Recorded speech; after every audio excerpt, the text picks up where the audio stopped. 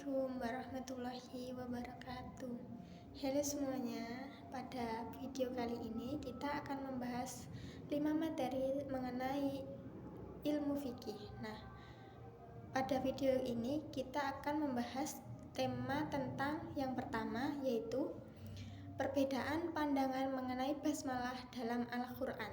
Yang kedua, pengurusan jenazah sebagai fardu kifayah. Yang ketiga adalah indikator kelayakan zakat mal. Yang keempat, syarat-syarat wajib haji. Dan yang terakhir yaitu metode ijtihad Komisi Fatwa MUI. Nah, mari kita bahas satu persatu dalam video kali ini.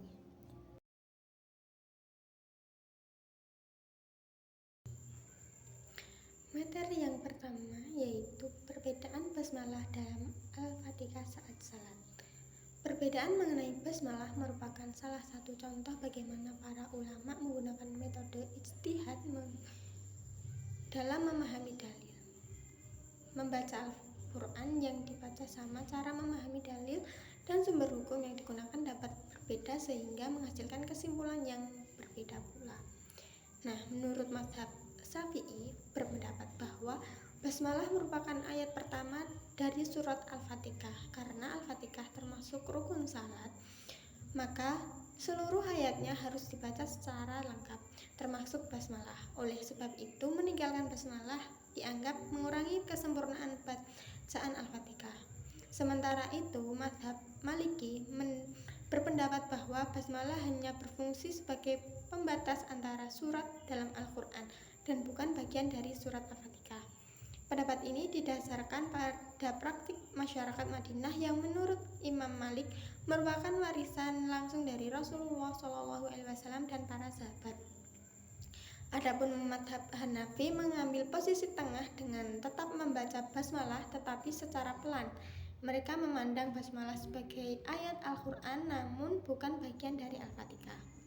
Dari perbedaan ini kita belajar bahwa perbedaan fikih bukanlah pertentangan akidah, melainkan hasil perbedaan metode dalam memahami sumber hukum Islam. Sikap yang harus dikedepankan adalah toleransi, menghargai perbedaan dan menjaga persatuan umat. Pembahasan yang kedua yaitu pengurusan jenazah sebagai fardu kifayah. Dalam Islam, penghormatan kepada manusia tidak berhenti ketika seseorang meninggal dunia. Syariat mengatur secara rinci bagaimana jenazah harus diperlakukan dengan penuh penghormatan dan kemuliaan. Pengurusan jenazah disebut fardu kifayah karena menjadi tanggung jawab bersama umat Islam. Jika tidak ada seorang pun yang melaksanakannya, maka seluruh masyarakat di sekitarnya berdosa. Namun apabila sudah ada yang melaksanakan, kewajiban tersebut gugur bagi yang lainnya. Proses pengurusan jenazah dimulai dengan memandikan jenazah untuk membersihkan tubuhnya, kemudian mengafani dengan kain putih sebagai simbol kesederhanaan manusia di hadapan Allah. Setelah itu dilaksanakan salat jenazah sebagai bentuk doa dan permohonan ampun bagi orang yang meninggal.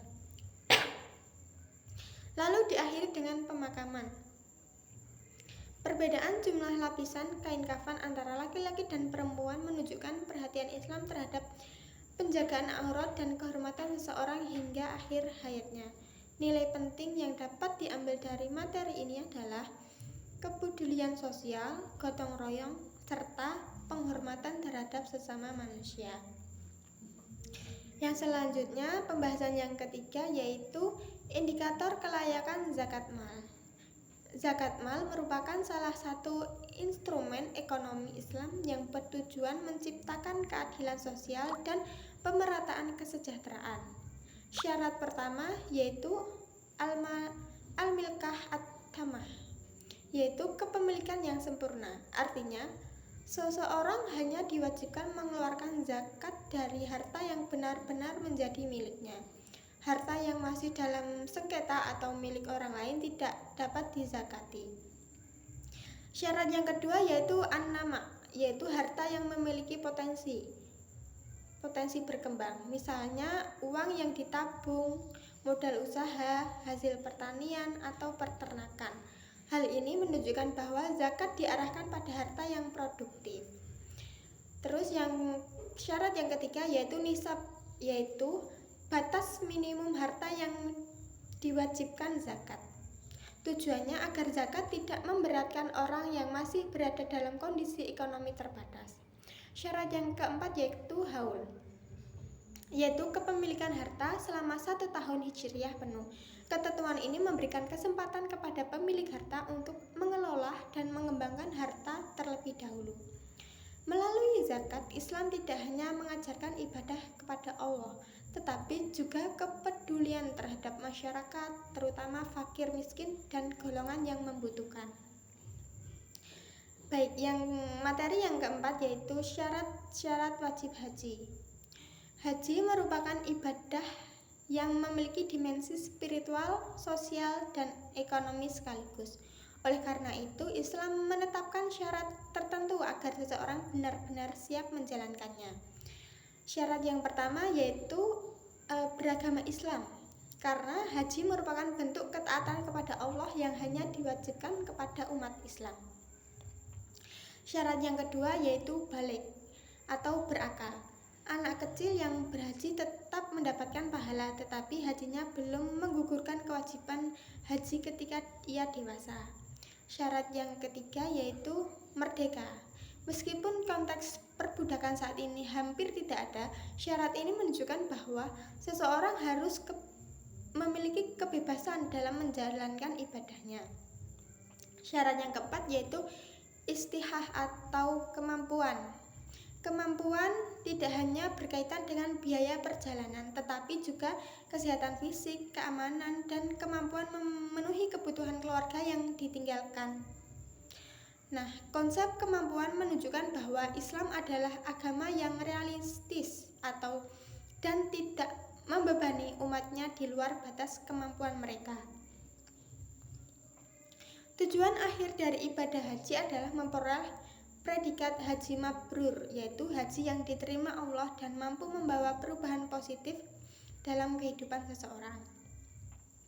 Selanjutnya pembahasan yang kelima atau yang terakhir yaitu metode ijtihad Komisi Fatwa MUI. Perkembangan zaman melahirkan banyak persoalan baru yang tidak ditemukan secara eksplisit pada masa Rasulullah SAW. Oleh karena itu, diperlukan ijtihad untuk memberikan jawaban hukum yang sesuai dengan prinsip-prinsip syariat. Komisi Fatwa MUI menggunakan pendekatan ijtihad jama'i yaitu ijtihad yang dilakukan secara kolektif oleh para ulama dan dari berbagai bidang keilmuan. Metode yang pertama yaitu tarjihi, yaitu memiliki pendapat yang paling kuat berdasarkan kualitas dalil dan relevansi terhadap masalah yang dibahas. Metode yang kedua yaitu ilahi, yaitu menghubungkan masalah baru dengan masalah lama yang memiliki kesamaan sebab hukum. Metode ini mirip dengan qisas dalam usul fikih. Metode yang ketiga yaitu insya'i, yaitu merumuskan hukum baru berdasarkan tujuan syariat, kemaslahatan umat, dan perkembangan zaman. Pendekatan ini sering digunakan untuk menjawab persoalan modern seperti transaksi digital, kecerdasan buatan, rekayasa genetik, dan teknologi kesehatan. Melalui metode-metode tersebut, mulai berusaha memastikan bahwa hukum Islam tetap relevan, responsif, dan mampu menjawab tantangan kehidupan modern tanpa meninggalkan prinsip-prinsip dasar syariat.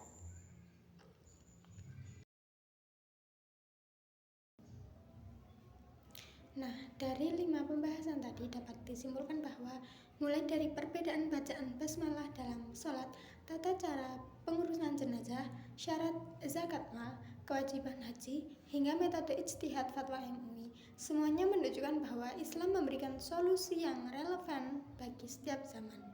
Oleh karena itu, sebagai umat Islam kita perlu bersikap bijak, menghargai perbedaan, serta terus belajar agar dapat menjalankan ajaran Islam dengan benar dan penuh hikmat. Baik, sekian video dari saya. Bila ada salah kata maupun perbuatan, saya mohon maaf.